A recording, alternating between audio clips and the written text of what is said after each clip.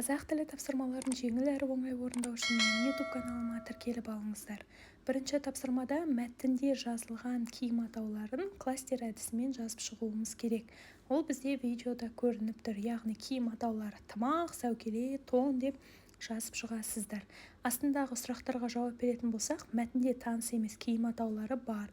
Олар күпі, ішік, жақы. Екінші сұраққа маған ұлттық киімдердің барлығы ұнайды. Әрқайсысы өзінше әдемі. Үшінші сұраққа ұлттық киімді әрдайым киіп жүрген дұрыс деп жауап береміз. Ал үшінші тапсырманың бірінші деңгейінде бас киім атауларына бөрік, тымақ, тақия, айыр қалпақ, малақай, кимешек, сәукеле, бүркеншік. Екінші деңгейге ерлердің ұлттық киімдері шапан, көйлек, жарғақ, шалбар, ішік, шекпен, тақия, белдік және тағы басқалары. Әйелдердің ұлттық киімдеріне сәукеле, кимешек, кебіс, етік, көйлек және тағы басқалары.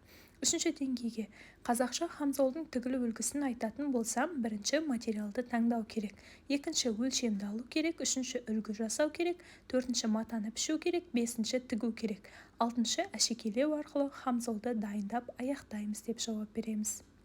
Төртінші тапсырмада төменде берілген сөздерді орфоэпиялық нормаға сай жазып шығуымыз керек. Ол бізде видеода көрсетілген, осы жерден қарап көшіріп алуларыңызға болады.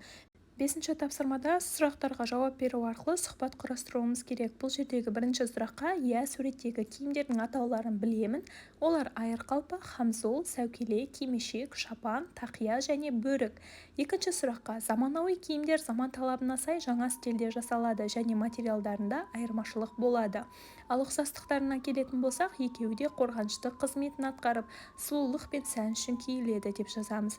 Үшінші сұраққа жауапты киім атауларын басқа тілде қасына қосып жазуларыңыз керек. Ол міне видео сабақта көрсетіліп тұр. Егер де басқа да киім атауларының орысша нұсқасын немесе ағылшынша нұсқасын білетін болсаңыздар, өздеріңіздің де нұсқаларыңызды жазып өтулеріңізге болады. Алтыншы тапсырмада сәукеле қалыңдықтың бас киімі, атамның ішігі аң терісінен тігілген, қазақтың шапаны әдемі, менің байпағым киізден тігілген, әжемнің мәсісі былғарыдан тігілген, сіздің хамзолыңыз қызыл, көйлегіңіз ақ, біздің тымағымыз басымызды суықтан қорғайды деп түсіп қалған жалғауларды қосып жазамыз. Жетінші тапсырмада қорытынды, қазақтың ұлттық киімдері қазақтың өмір салтын, тұрмысын табиғатпен байланыстырып көрсететін әдемі асыл мұрамыз.